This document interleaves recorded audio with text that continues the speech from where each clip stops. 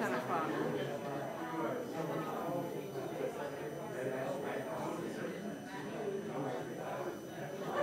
Hello, good morning.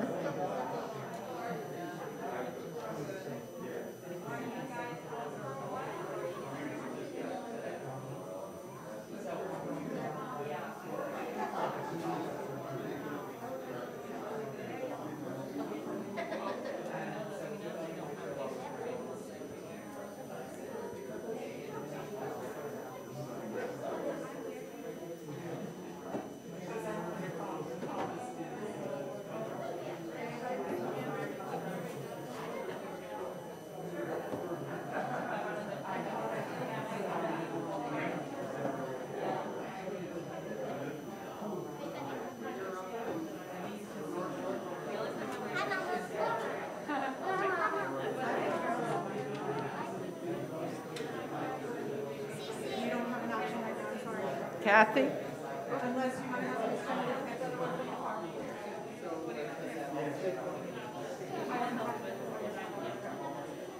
yes.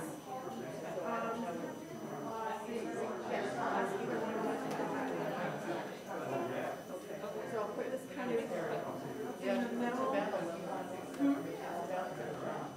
Right. Oops.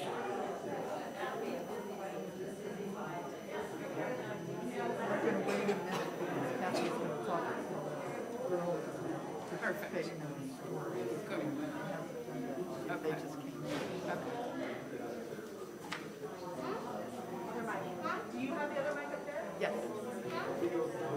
Hold on. No. That's the last one. No. I know what it is. And I said, which you have it? That's okay. I'm going to be curious to see how his first song. Yeah, it's a bit jazzy.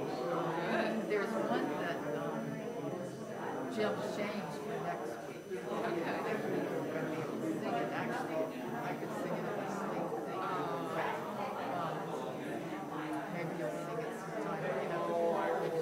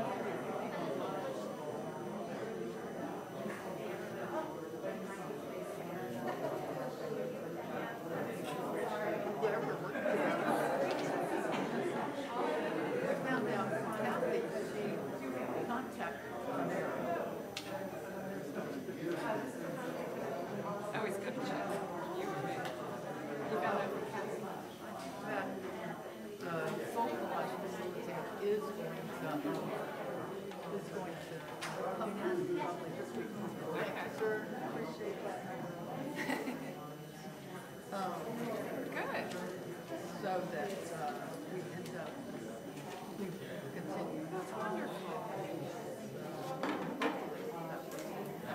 Whenever you're ready for Christmas. Okay.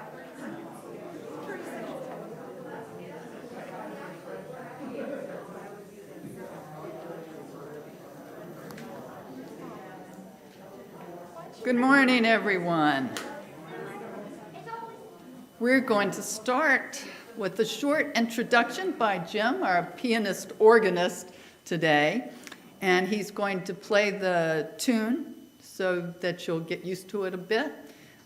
It's for our opening hymn number 1028, The Fire of Commitment, and I hope you will all enjoy this hymn because it embodies this whole service. So please rise and body your spirit as you're willing and able.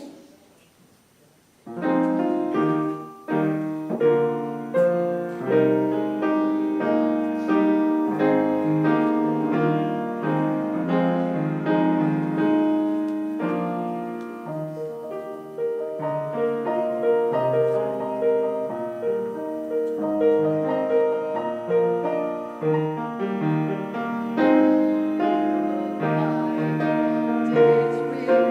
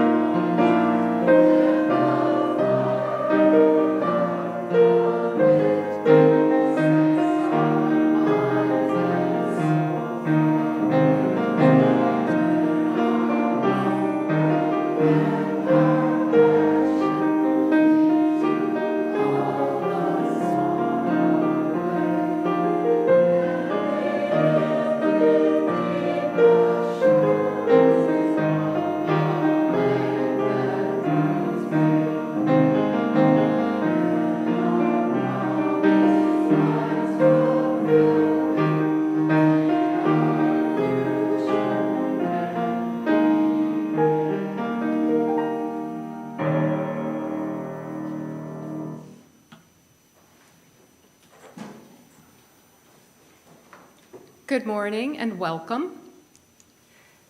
My name is Mo Morrison. I am a member of the Board of Trustees. Welcome to the Unitarian Universalist Congregation of Venice, known as UCOV, also known by some as the weekly Prius Convention. But who's laughing now? We strive to be a beacon of liberal religion and a refuge for all who seek a welcoming community, no matter your color, ability, or class, no matter whom you love, your gender expression, political affiliation, or religious beliefs. Here we strive to celebrate our differences as we learn from one another.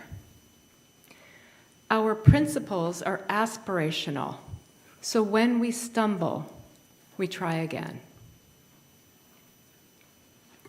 If you'd like to know more about this congregation and its many opportunities for learning, growth, and connection, please check out our announcements on Facebook, as well as our webpage and calendar at ucov.org, uucov.org. We're glad you've chosen to join us today, both in person and virtually. If you are visiting for the first time, we'd love to meet you. Please introduce yourself with your name and where you're from. Do we have any first time? Oh, in the back. We have Ed and Susan from Sarasota down with us today, and Ed's a potential member of our audiovisual team. Wonderful. Welcome. Anyone else? Hi, my name is Russell Seawright. I'm actually a college professor from way up north of Michigan at Lake Superior State. I'm here for a year's sabbatical from the university, and I'm staying in the Venice area. Great. Glad you could join us. Hope you have a good year here. We have two announcements this morning. The first is really just to share with all of you again how lovely it is that Reverend Susan has been sharing so much of herself and her time and talents and treasures with all of us. This week, again, she will be coordinating Soul Collage in Waters Hall on Tuesday. That's July 26th at 1 o'clock. Which is a wonderful experience. Those of us who have attended and participated can assure you, we invite you all. Wednesday at 11:30, meet at Black Gold Coffee for a cuppa. And on Thursday, Reverend Susan will be available at 1 p.m. in Waters Hall or 4:30 p.m. on Zoom. Is that right? Okay. Wonderful. I think we just have one other announcement from Dave. Do you want to announce that or no? Okay, we'll move on. It's now time for our offering.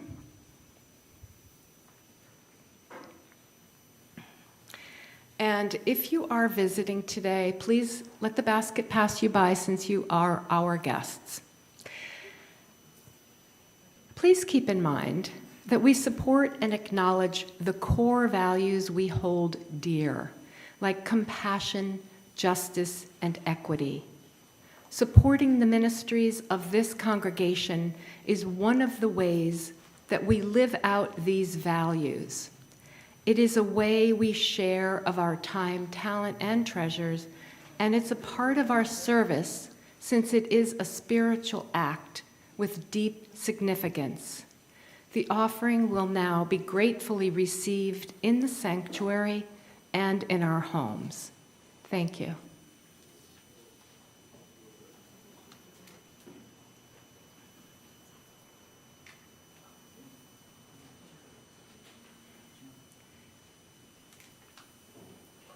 We'll now hear the prelude.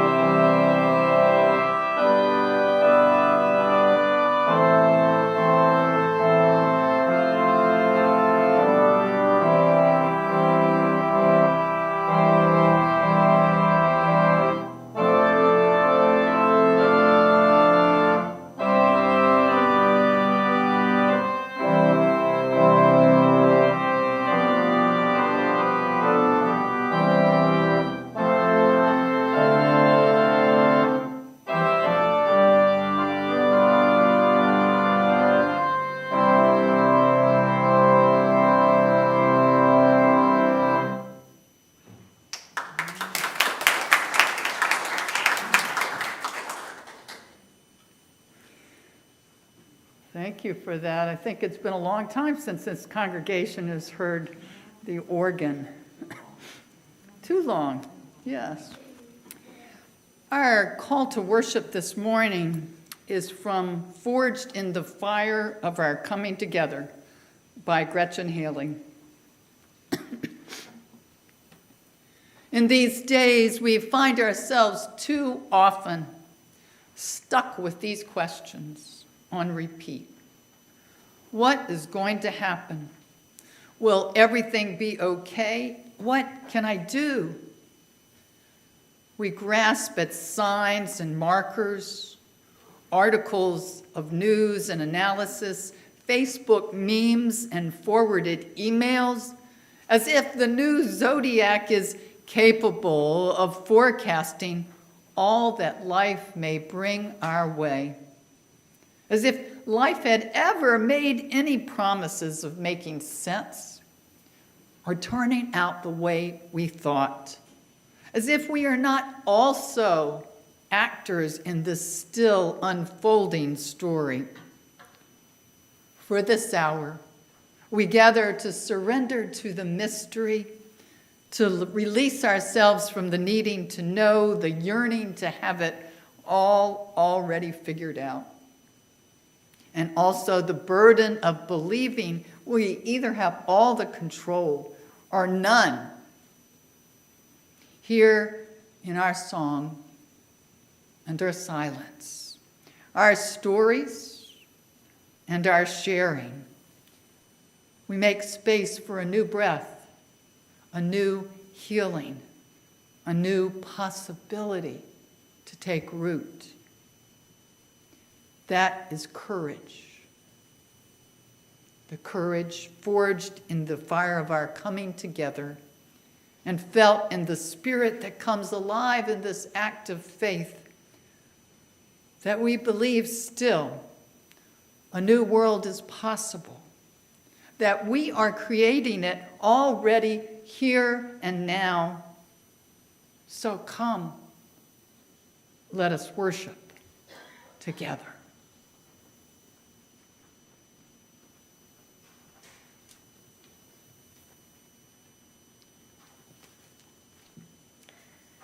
Let us light the chalice.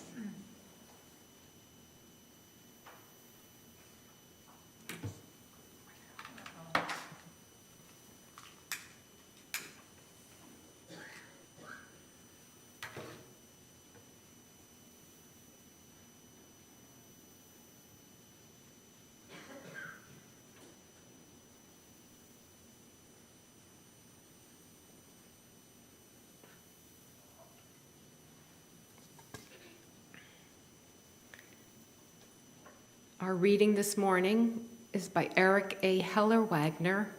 Blessed is the fire that burns deep in the soul. Blessed is the fire that burns deep in the soul. It is the flame of the human spirit, touched into being by the mystery of life. It is the fire of reason, the fire of compassion, the fire of community, the fire of justice, the fire of faith. It is the fire of love, burning deep in the human heart, the divine glow in every life.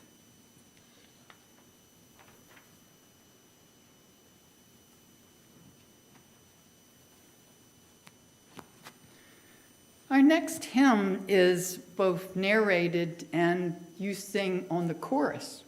And so if you're ready, we have number 1037, We Begin in Love.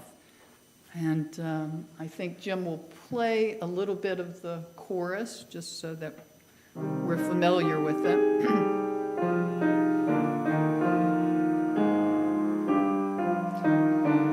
Please rise in body or spirit.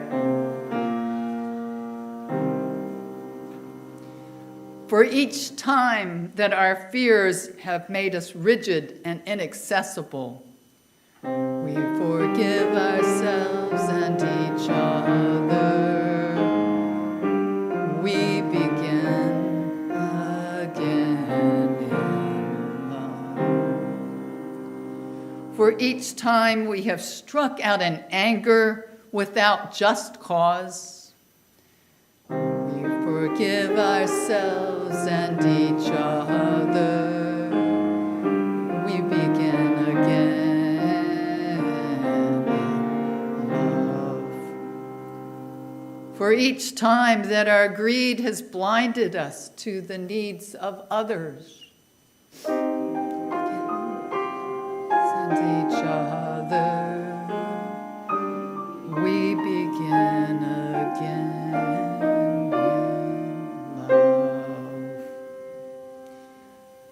for the selfishness that set us apart and alone. Forgive ourselves and each other. We begin again.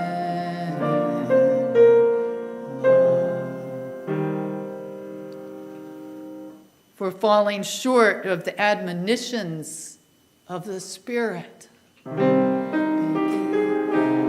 And each other, we begin again.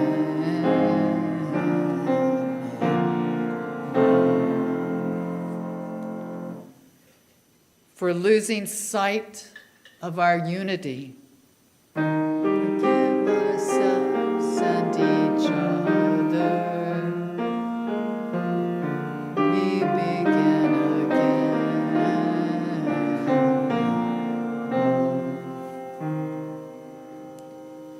For those and for so many acts, both evident and subtle, which have fueled the illusion of separateness. Forgive ourselves and each other. We begin again. Love.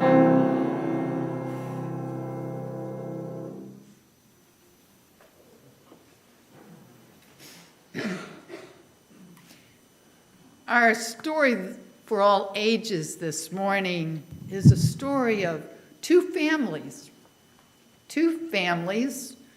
who are going to bring a different perspective on two tubes of toothpaste. Today's story is lessons from a tube of toothpaste adapted from the original story by Linda Olson Peoples. We've invited these two families to demonstrate how families and individuals do things differently, like how they squeeze a tube of toothpaste. So I'm going to ask you all to start squeezing now as you tell us how your family squeezes a toothpaste tube. You guys ready? You guys ready? Yeah. All right. We have Emmy and Cece here. Can you guys stand? All right. My family mainly likes to squeeze the toothpaste from the bottom. Onto the plate, please. Yeah, onto the plate, please. Though sometimes we balance it out by squeezing from the top just to show that we're flexible. The preferred way is from the bottom, so you get the last little bit out when you are near the end of the tube. You know what I mean? Some of us squeeze the toothpaste out from the middle.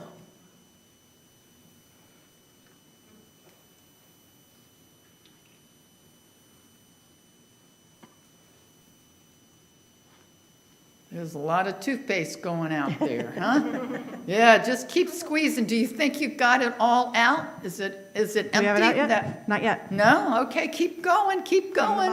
From the bottom and the top. Go ahead. Yeah, keep going with it. We're going to collect this toothpaste, and so we can use it later, so nothing is wasted. I wanted to assure you.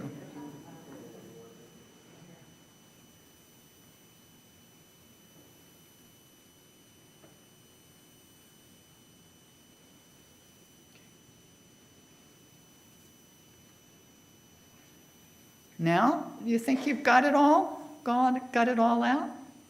Do you think we've got it all? No. Not yet. Not yet. No, keep going then. Keep going till you get that last little bit out. You know when you have to put some kind of clamp on it or something so you make sure that it all comes out. Did we get it out? No, not yet. Not yet. Not yet, huh? Someday you're going to see Reverend Cece up in front of you all.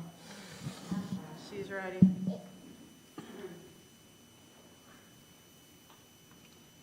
All right, Emmy, I think we're going to have to say it is. I might have to cut it. We're not going to cut it.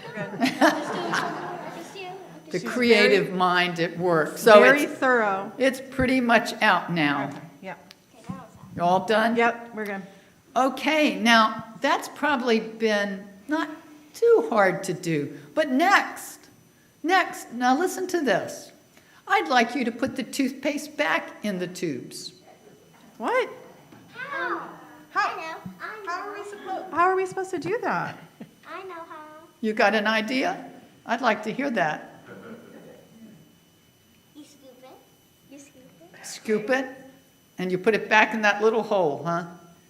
She's got the lid. She's trying to scoop it back into the. Come on, that's impossible. No. It's good. You have to take your time. True, you do have to take your time. You can't just have it like done in 1 second. Well, I understand that that's really hard, and I thank you for helping us understand how people do things differently and get really into that way of doing things, or into solutions for how to creatively come up with solutions to difficult things. When we talk to people, we all have different ways of letting people know what we are thinking. We may be chatterboxes and talk a lot, or we may only talk when we absolutely need to. But just like toothpaste, it's fairly easy to say words, but it's pretty impossible, although I think Cece might get to it. It's almost impossible to take words back. You may be able to say things too easily, like, I hate you, or you stink. We know this too much. So you all relate to this. Very. Or you may wish that you could take those words back. But some words are like the little bit of toothpaste you can't quite squeeze out at the end. Words like, I'm sorry, or how can I help? But these words are important, and we need to get them out. They may help us to get along even when we each have different ways of doing and saying things. So before we say things that might actually hurt someone, let's remember all the toothpaste. So hard to get back into the tube. And we always try to say the words that can help, even if it's a little hard to squeeze them out. It's sort of like this little poem about one of our principles. Practice justice, be fair and kind. Keep the needs of all people in mind. In our words and in our deeds, let us think of the needs of our neighbors and all humankind. Thank you. Thank you for that assistance. You all were awesome. Now we'll sing our children forth to their classes. Bye-bye. We'll see you soon.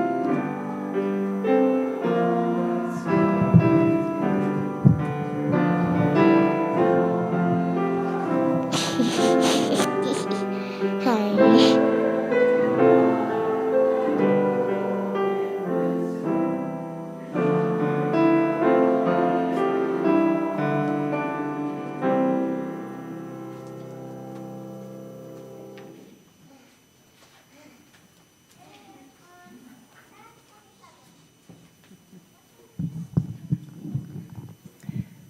Let us now share celebrations and concerns or sorrows.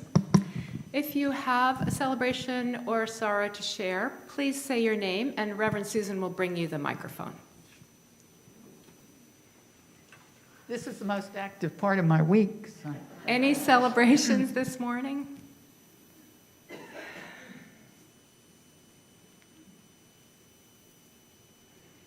Too bad. How about concerns or sorrows?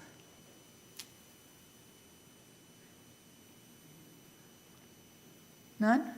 Well, I will say we certainly wish Richard Palmer the best. He is in the hospital following a fall and had surgery. And please keep them all in your thoughts. And Pam also says she will keep you updated on what's happening with him. And he says hi. Well, you didn't get any exercise. I didn't. Oh, you want to do a lap or two? Yeah. Still time.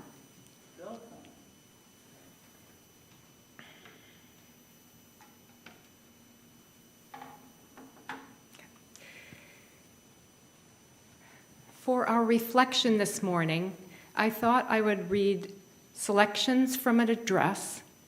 The title is Reclaiming the Space Between.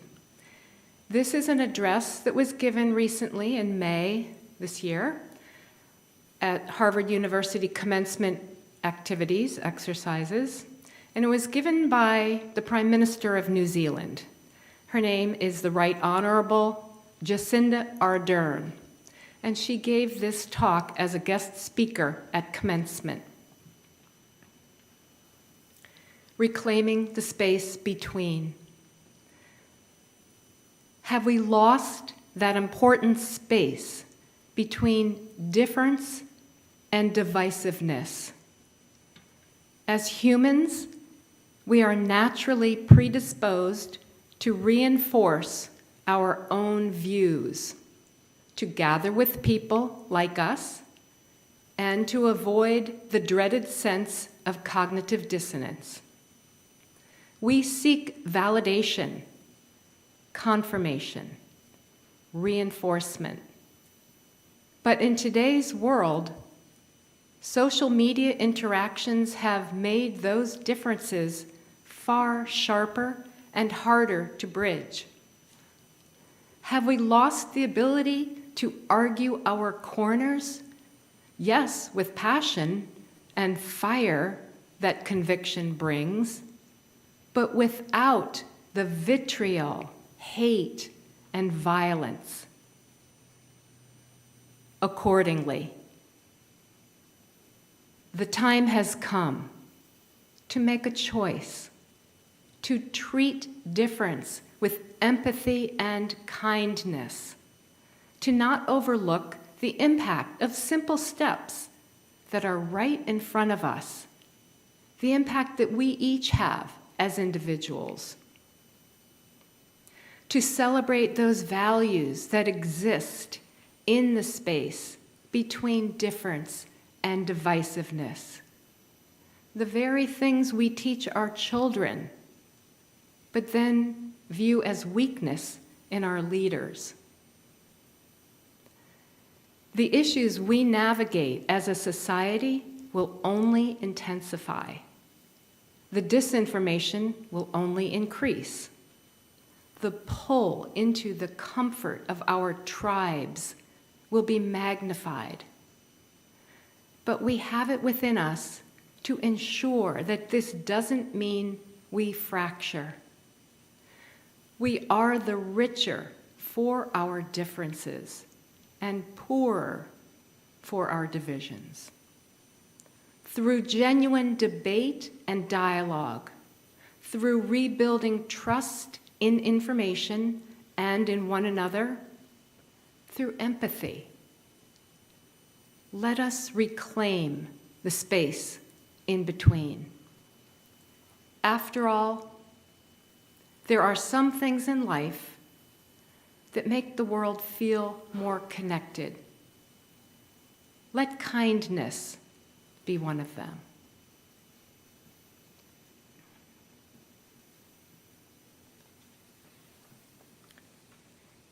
Let us spend a full minute in silent meditation, prayer, or reflection, followed by our interlude music.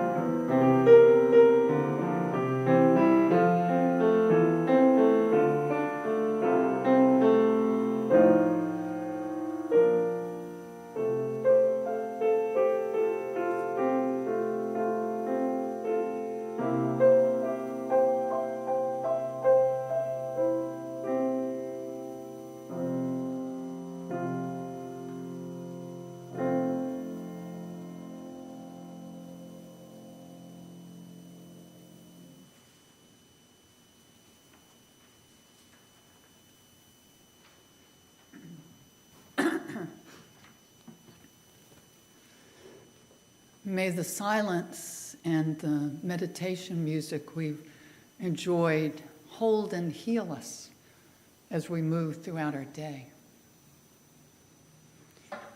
Our reading this morning is an excerpt from Hymns for the Hurting by Amanda Gorman, one of the wonderful poets in our society.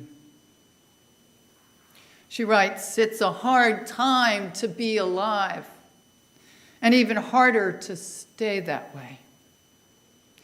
We're burdened to live out these days while at the same time blessed to outlive them. Thus, while hate cannot be terminated, it can be transformed into a love that lets us live. May we not just grieve, but give. May we not just ache, but act.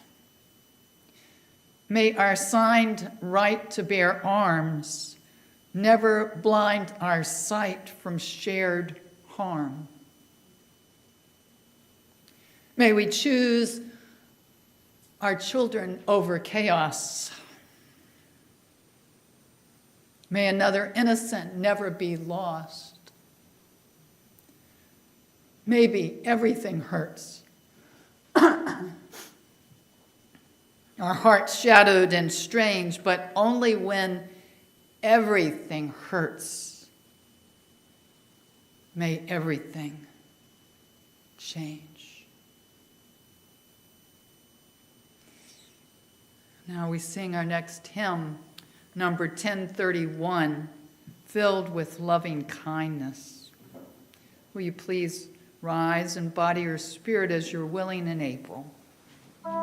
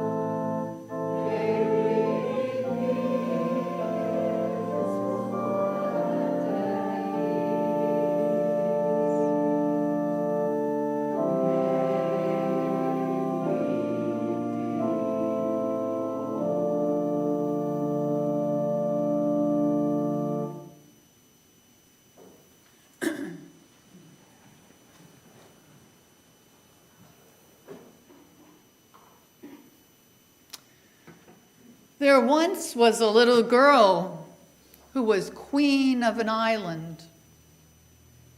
Her advisor came to her one day and said, "Your Majesty, the people on this side of the Gulf waters are good, but we must be careful about the people on the other side because they are our enemies." "Really? Our enemies? This is terrible news," responded the queen.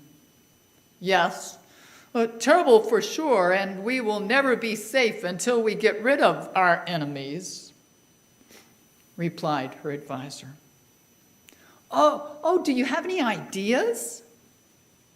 "I do indeed. Our armies must sail across, scramble on the other shore, and destroy them. It's the only way." The queen wasn't so sure about the idea, so she said, "Thank you for sharing your ideas, but I need to think all this through. Can you come back tomorrow after I've given it some more thought?" Her advisor bowed low and replied, "Yes, Your Majesty." The next day, the advisor returned and almost fell to the floor in astonishment and disbelief, for there was the queen having tea with the other queen from across the shores. The advisor was red with anger. "How can you drink tea with that person? She's our enemy. We have to get rid of our enemies." The queen looked at her advisor with steady and calm eyes.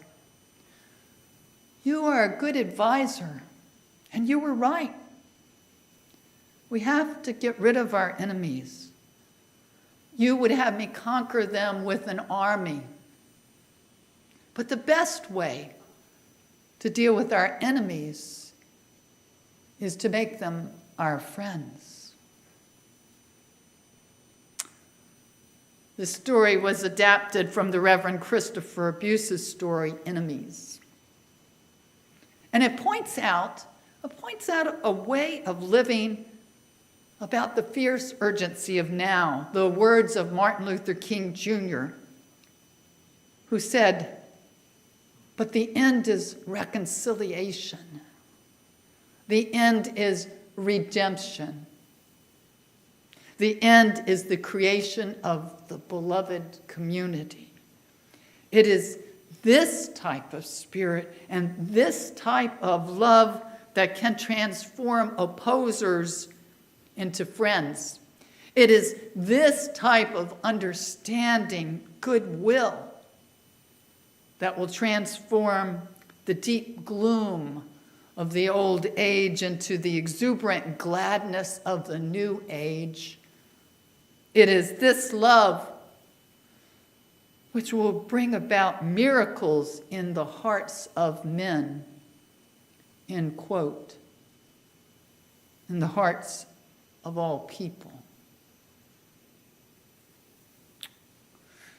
Now, I'm not a Pollyanna type, I'm not naive, and so I think it's almost never simply that we reconcile by having tea with our enemy. That sounds like the coziest approach to nonviolence that I can imagine.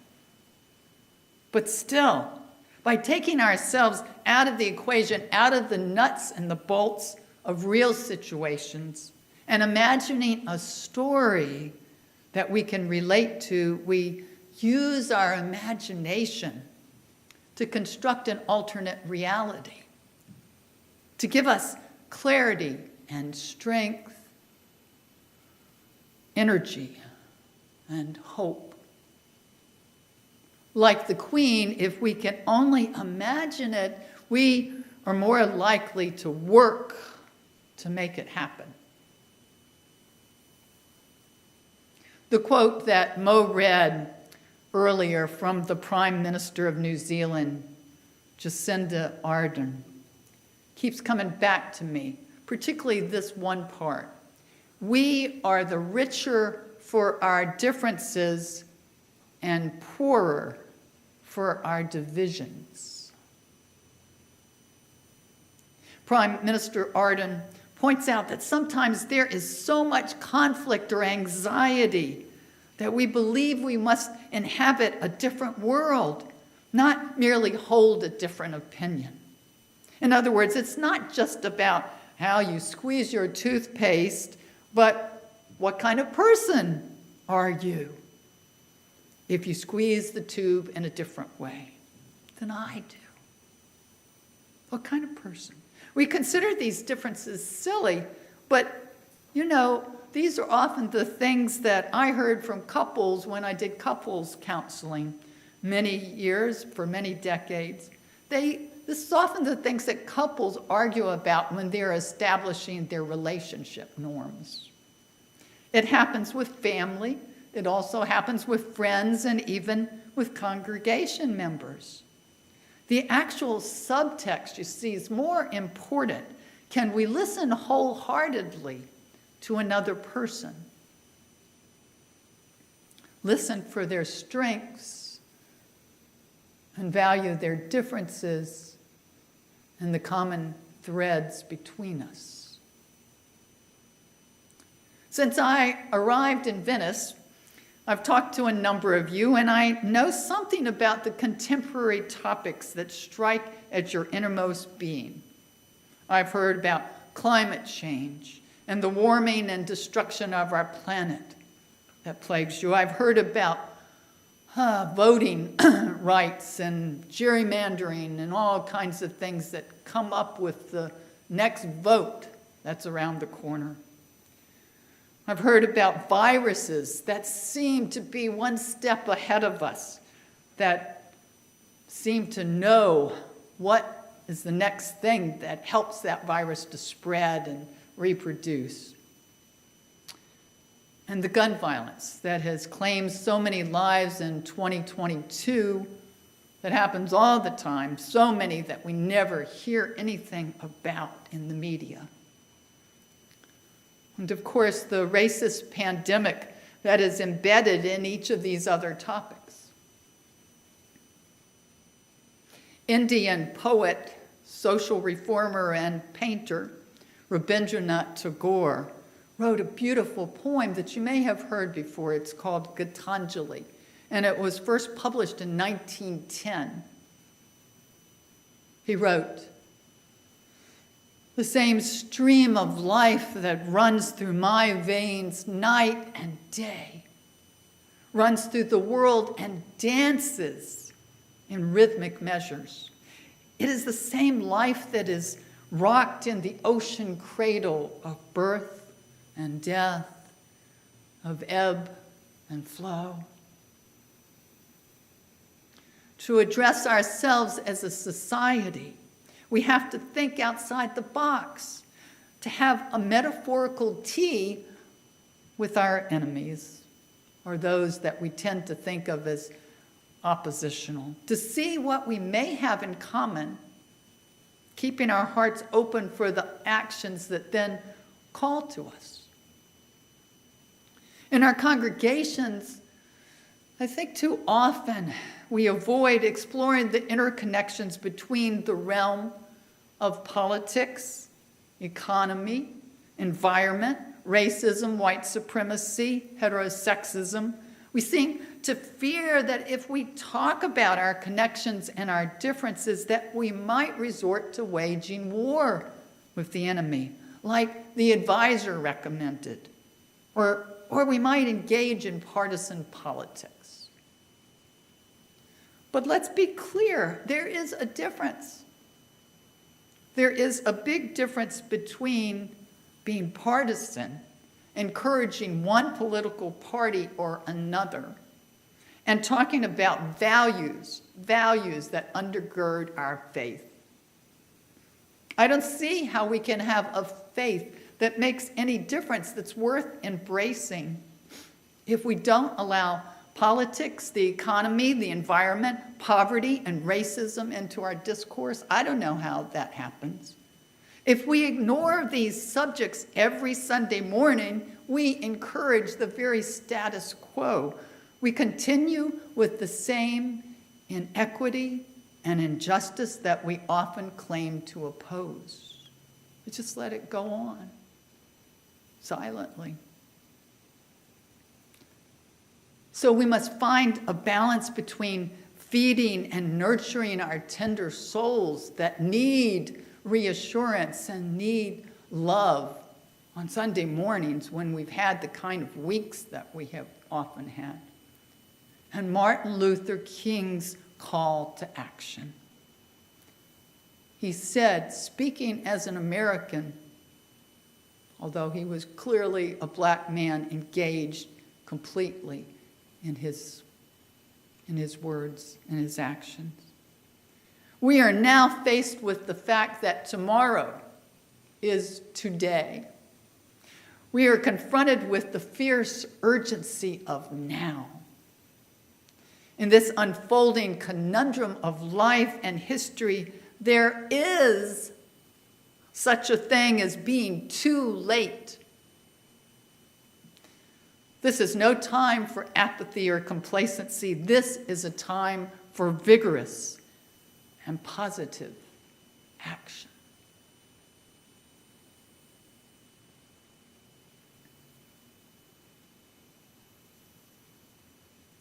Excuse me. Pardon. In the last 3 weeks, I've talked about the history of the Free Church, making sure we row for our lives towards cascading falls, claiming your own scarab beetle, the challenge and mystery of synchronicity and shadow. And some of you have told me how much you appreciate me talking about where you are as a congregation, what I call the in-between times. And this week, I'm talking about the fierce urgency of now, because that's also a big part of how you will discern who you are as a congregation. You need to feed and nurture one another and also need to decide who you are, what is yours to do as a Unitarian Universalist congregation. Do you continue to worship as you always have, to have the same kind of music, the same kind of order of service? Nothing wrong with that, it's beautiful. But is that what you want to do? Do you want to welcome those who are younger than most of you? Or would that be too much? I see some heads nodding. Maybe there are heads nodding both directions. That's okay. Have you served the greater good during the earlier parts of your life and now you're taking a well-deserved break? Or are you called to something that is on the front lines now? Something that is calling your name and your congregation, something that you all could do. I don't know what that might be. I don't have the answers. I usually raise the questions. That's out for you all to figure out. I've not been among you for that long, so I've had some conversations, but you all are going to have this ongoing project for the next 2 years with Reverend Shaw. Yet I do believe there's a fresh urgency to our lives now. The pandemics, the warming temperatures, the wildfires, floods, mass shootings. This is not the time to sit on the sidelines. It's not the time. For we cannot do everything, but we can do a lot. We are not helpless. We shouldn't give in to despair so much that we think there's nothing we can do. Ella Baker said these words many decades ago. Until the killing of black men, black mothers' sons, becomes as important to the rest of the country as the killing of a white mother's son. We who believe in freedom cannot rest until this happens. Her words were transformed into a song by Sweet Honey in the Rock. We who believe in freedom cannot rest. We who believe in freedom cannot rest until it comes. Will you try that with me? We who believe in freedom cannot rest. We who believe in freedom cannot rest until it comes. You see, this could be our motto of sorts. This is a component of building the beloved community contained in the eighth principle. And believe me, I know that you've been hearing a lot about the eighth principle recently. But hear it another time, from me this time. This is why working on understanding this principle is so important. Even, and I want to stress this, even if you don't have many people of color in this congregation or in all of Venice. Working on racism is not about numbers. It's not about numbers. It's not about just having a random set of people. It's about values and the connections that flow through all of our veins. It's about intersecting oppressions that come together. Our social dilemmas, like all of life, are connected in a fine web, reflected in our seventh principle. We must all learn how to live, to change the world, and to do it now. Whatever the fierce urgency of now is for you, follow its lead. Maybe you'll take something from these number of weeks. Find your scarab beetle. Find what is the fierce urgency of now for you. And follow its lead. Dance with it, as Tagore sung his song of life. For it is the same life that is rocked in the ocean cradle of birth and death, of ebb and flow. May we make it so. Amen. And blessed be. Now we sing our closing hymn, Spirit of Life. Will you all please stand?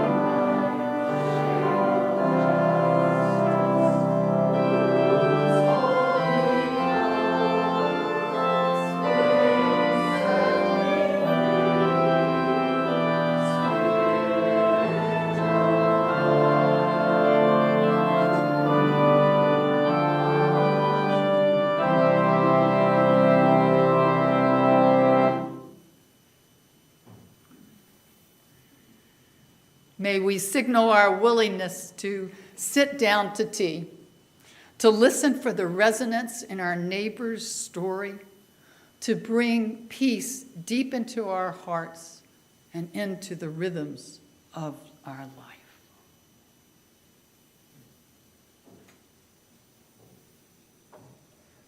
And may you hear the fierce urgency of now and its call to you and this community. Amen, Ashe, Shalom, Blessed be.